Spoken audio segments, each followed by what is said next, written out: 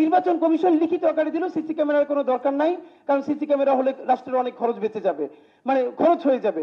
খেয়াল করেন, যদি তার ন্যূনতম বুদ্ধিমত্তা থাকতো, এই লক্ষ লক্ষ সিসি ক্যামেরাকে সেই স্কুল কলেজ রাস্তাঘাটে নামাইয়া সিকিউরিটি নিশ্চিত করতে পারতো। ধরেন কোনো কিছু লাগবে না। আজ পর্যন্ত বাংলাদেশ যতবার ধ্বংসের দ্বার প্রান্তে গেছে, এর প্রধানতম কারণ ছিল পিসফুল ট্রানজিশনটা হয় নাই ক্ষমতার, এই যে শান্তিপূর্ণ ক্ষমতার হস্তান্তর হয় নাই নির্বাচনের গলদের কারণে। এই নির্বাচন কমিশনকে আপনি গিয়ে সাংবাদিকরা একটা প্রস্তাব দিতে পারেন, গিয়ে বলবেন যে আমরা হিসাব করে দেখছি সামনের নির্বাচনটা ভালো করার জন্য পুরো নির্বাচন কমিশনের সবার আমেরিকা, ইংল্যান্ড, অস্ট্রেলিয়া থেকে 10টা দেশ সফর করে আসা উচিত। লাভ দিয়ে উঠে বলবে সঠিক, এটা যাওয়া দরকার। কিন্তু যখনই সিসি ক্যামেরার প্রশ্ন আসছে তখন তার টাকা লাগবে, মানে এত টাকার দরকার নাই, মানে এত দরত্ব ভালো না। গত 3টে নির্বাচনে সবাই নারায় তাকবীর দিয়ে সিল মারছেন, তখন এত দরদ কোথায় ছিল? সিসি ক্যামেরা লাগবে, অ্যাটলিস্ট আমরা যেন বলতে পারি যে এই কেন্দ্রটাকে দখল করছে, তার মুখটা যেন দেখা যায়। এখন আরেকটা ব্যাপার যেটা আপনাদেরকে বলা দরকার, সেটা হলো যে এইবারের সব থেকে বড় ক্রাইসিস হবে কি? এইবারের বড় ক্রাইসিস, আমি যেহেতু গত 20 দিন ধরে সকাল থেকে রাত 10টা পর্যন্ত রাস্তায় রাস্তায় হাঁটতেছি, দেখেন আমি কিন্তু রিড করতে পারি যে আমার ভোটার কারা। এবং আমাদের জায়গাটা হলো খুবই ডিসেন্ট ভোটার, যে জীবনে কোনো কাজের জন্য কোনো এমপি, মন্ত্রী, ওয়ার্ড কাউন্সিলর, মেয়রের কাছে যায় না, নিজে ঠিক মতো ভ্যাট দেয়, ট্যাক্স দেয়, খুবই ডিসেন্ট একটা লাইফ লিড করে। কেন্দ্রটা ভালো থাকলে সে গিয়ে আমার ভোটটা দিয়ে আসবে। কিন্তু যখনই শুনবে কেন্দ্রে মারামারি লাগছে, সেই কেন্দ্রের ধারেও যাবে না, কারণ সেই মার খেতে পারবে না। এখন ইতিমধ্যে আমরা শুনতে পাইতেছি যে ওই ভোটার গ্রুপটা যদি আসে তাহলে টাকা দিয়ে ভোট দিয়ে কুলানো যাবে না।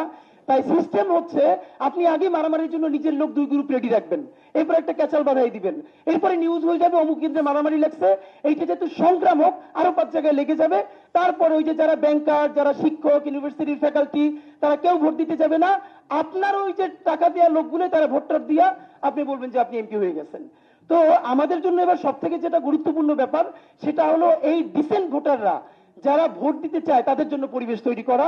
এবং এখন নির্বাচন কমিশন এই যে বলতেছে যে ইয়েলো জোন করবে, এই জোন করবে, নির্বাচন কমিশন বলেছে কোনো পোস্টার লাগানো যাবে না, বিলবোর্ড লাগানো যাবে না।